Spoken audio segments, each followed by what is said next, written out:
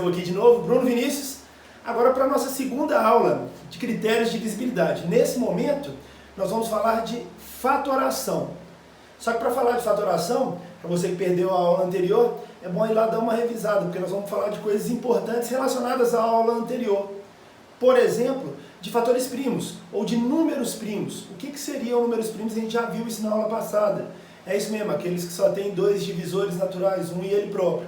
Para falar aqui dos critérios de divisibilidade, agora sim falando de fatoração, nós vamos falar também, ou nesse momento, vamos precisar desses fatores primos. E é por aí que a gente começa. Na prática é o seguinte, o que é fatorar um número? É escrever ele de uma forma diferente.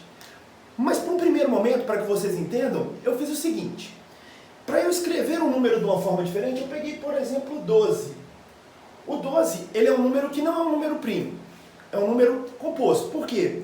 Porque ele tem mais de um divisor, ou mais de dois divisores naturais. Tem o próprio 12, mas existem outros, o 6, o 4, o 3 e assim sucessivamente. Então ele não é um número primo. Se ele não é um número primo, ele pode ser decomposto. E aí a ideia da decomposição, ela pode aparecer de diversas formas. Aqui eu coloquei, por exemplo, o 12 escrito como 4 vezes 3. Ele está decomposto? Sim. Só que ele não está decomposto em fatores primos, e essa já é uma característica. Ah, ele tem que estar decomposto em fatores primos? Sim. Então eu poderia escrever o 4 como 2 vezes 2? Pode, exatamente. O 4 ele pode ser escrito como 2 vezes 2.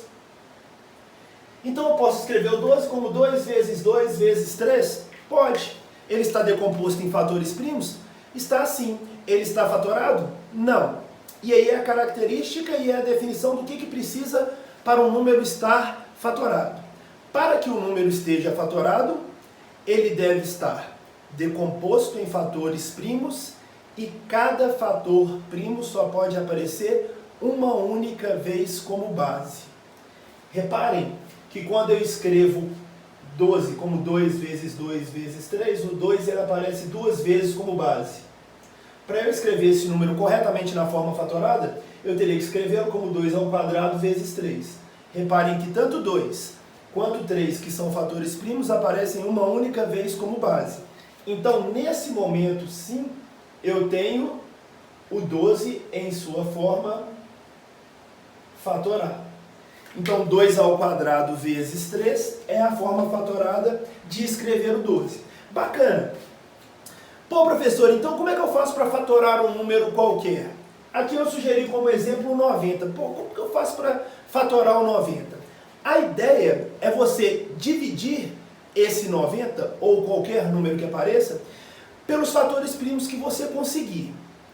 Normalmente, a gente organiza para as ideias ficarem boas e em ordem, a gente começa dividindo pelo menor dos fatores primos que a gente conhece e segue essa sequência. Mas isso não é uma regra. Eu posso começar dividindo por qual fator primo eu quiser. Por exemplo, o 90 ele é divisível por 5. Pelos critérios de divisibilidade que a gente viu na aula passada, a gente sabe que o 90 é divisível por 5. Então eu poderia escrever ou dividir o 90 por 5 para entender como ele vai ficar? Poderia. Aqui eu vou manter a ordem. Vou começar do menor dos fatores primos. O menor dos fatores primos é 2. O 90 ele é divisível por 2, mais uma vez recordando nossos critérios de divisibilidade. Sim, termina em 0, não é isso? Então eu divido por 2. Quando eu divido 90 por 2, o que eu obtenho como resultado é o 45. Se fosse possível eu continuar dividindo por 2, eu continuaria. Dividiria quantas vezes fosse necessário, quantas vezes aparecesse. Aqui o 45 a gente sabe que pelos critérios de divisibilidade não é divisível por 2. Então eu vou para o próximo fator primo. Mas depois do 2, qual é o próximo fator primo? O 3, não é isso? É divisível por 3? Sim. Mais uma vez, voltando aos critérios de divisibilidade, soma de 4 e 5 dá 9, é divisível por 3. Então a gente consegue fazer essa divisão. Vai dar 15. Reparem que o 15 ainda é divisível por 3. Se o 15 ainda é divisível por 3, eu continuo a dividir por 3. Vou obter aqui como resultado 5. E reparem que o 5 é um fator primo. Então ele só vai ser divisível por ele mesmo, dando como resultado 1.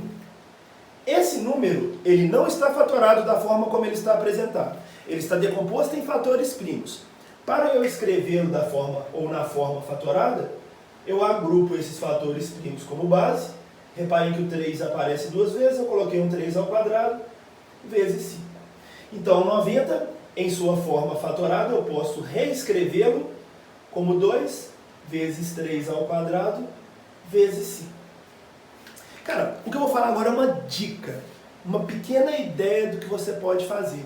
Porque eventualmente aparecem números que são muito grandes.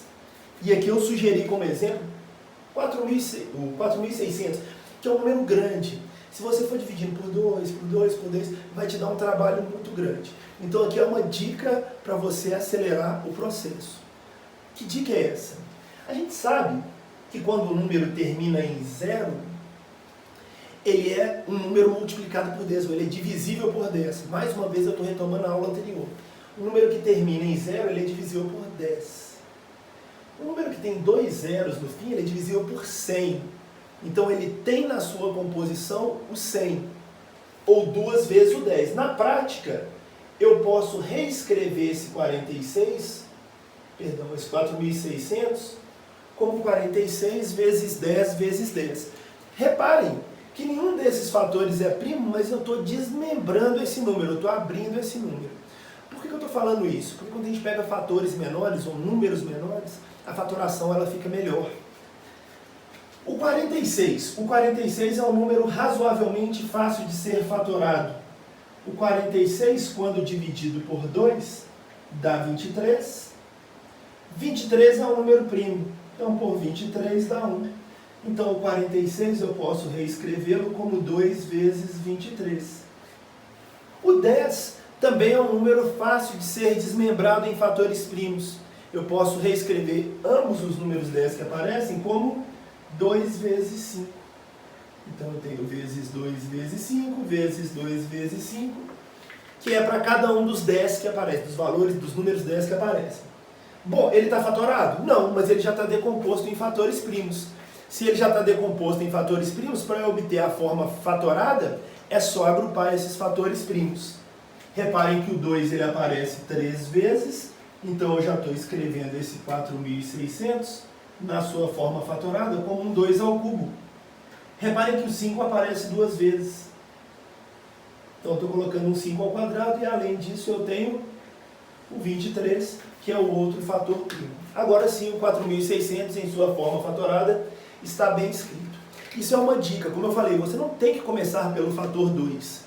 A gente começa para dar um senso de organização, mas se você conseguir traçar uma estratégia para decompor em fatores primos de uma forma um pouco mais rápida, isso vai acelerar o seu processo de resolução. Tudo bem, pessoal? Ainda teremos uma aula 3 com alguns exemplos bem interessantes a respeito de como aplicar essa fatoração em divisibilidade. Aí sim nós vamos entender o que significa, dentro do universo natural, um número ser divisível pelo outro e como fazer possíveis simplificações. Tudo bem, galera? Beijão para vocês, até a próxima oportunidade, se Deus quiser.